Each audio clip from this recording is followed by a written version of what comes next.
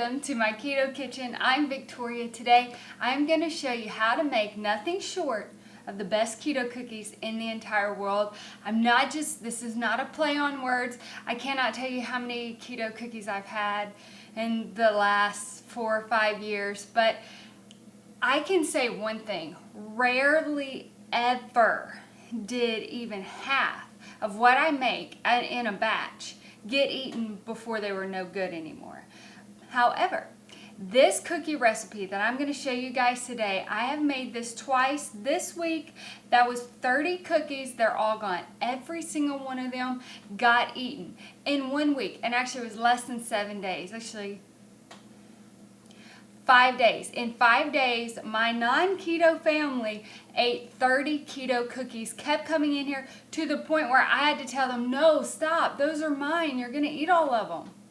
I don't know if you've heard that in your household, but for me, that's a thing. So in my family, what happens is I'll make a keto dessert. They'll taste it. Some they like, some they don't. But when it came to these cookies, they were attacking them. I had 30 cookies. Well, first I had 15 cookies. The first 2 days they were gone. But I made them for me, technically, because I'm the one doing keto. I'm the one that needs the dessert when I get a craving for something. But they were gone because my children kept coming in here and eating them. And a child is the most honest. So I want to show you guys today how to make the best keto cookies in the entire world. So let's get started. Now, the first thing that I have here is 1 stick of melted butter. I've melted it down and it is ready to go. The next thing, we need 1 egg. We need 1 teaspoon of vanilla, a pinch of salt or 1/8 of a teaspoon. And by the way, that was unsalted butter.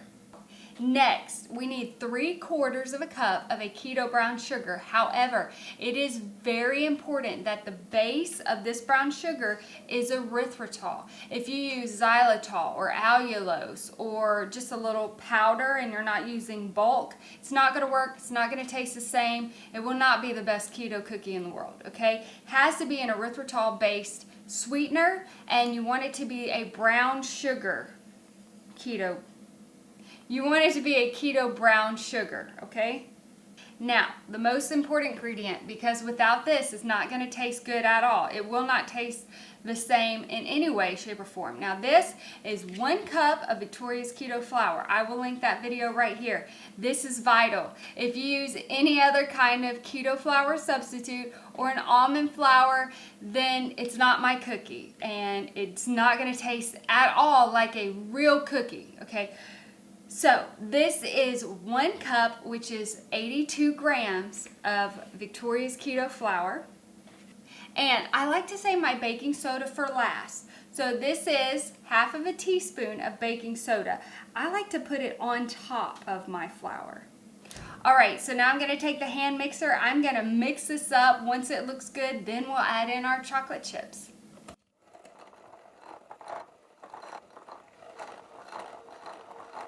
Okay, it looks beautiful. Look, we have a cookie dough here. All right. Okay, now I want to add 3/4 of a cup of chocolate chips. This right here is Chalk Zero. For 3/4 of a cup of Chalk Zero chocolate chips, it is 12 carbs. Okay? Yes. So right here, I'm going to do 3/4 of a cup, which is 12 carbs. There was 3 carbs in the flour, which is 15 net carbs total. And this makes 15 cookies. So there is 1 carb per cookie here. And I will link to these chocolate chips by Chalk Zero in my description box. I am going to take a little spatula and I am going to hand toss these into the cookie dough. And it takes just about everything in me to keep myself from eating the dough. Because yes, it actually tastes like cookie dough. So once you taste it, it's hard to stop. So both times that I made this recipe in the last few days, it made 15 cookies. So hopefully we will do the exact same thing.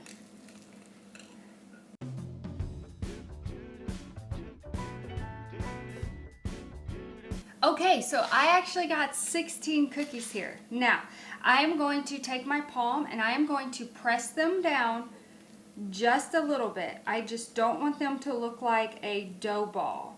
I want them to look more flat. Now, don't push them down too far because they are going to spread out on their own.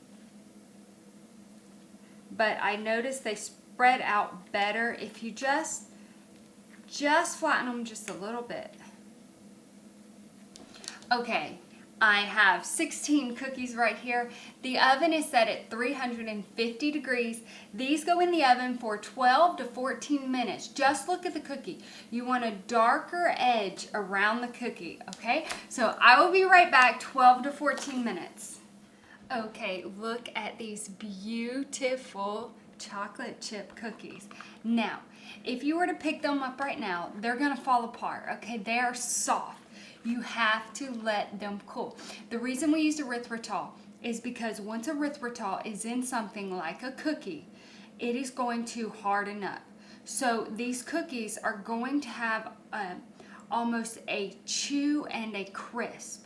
That's why you have to use erythritol. If you use allulose, xylitol, or other sweeteners that is not erythritol, it's going to stay soft. You're not going to get a good hard cookie that you can crack in half and dip into a cup of milk, it not fall apart, and you just bite it and it's delicious and chewy and wonderful. So I have to let these cool. After I let these cool, I will come back with a glass of milk and enjoy myself a 1 net carb keto cookie. So I'll be right back.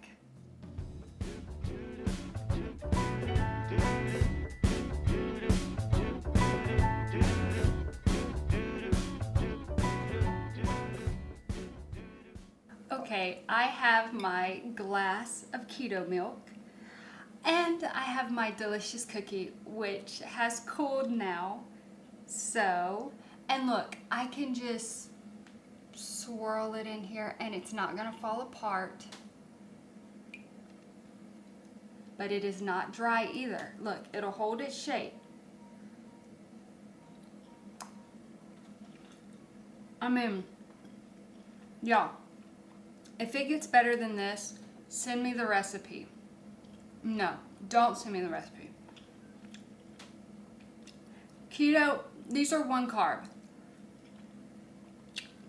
It would not hurt me at all to eat half of these. Oh my word. Oh, these are so good. So good. They're so good I had to bring them to you guys. This will be 45 cookies eaten in 7 days because I know they'll be eaten by the end of tomorrow. They'll be gone. So I hope you all enjoyed this video. If you make these cookies, please put it in the description box below. Let us know what you think, guys. These are cafe worthy cookies. They are just so good. I hope you guys enjoyed this video. I hope this recipe is a blessing. If you're not subscribed, please subscribe and you all have a blessed day.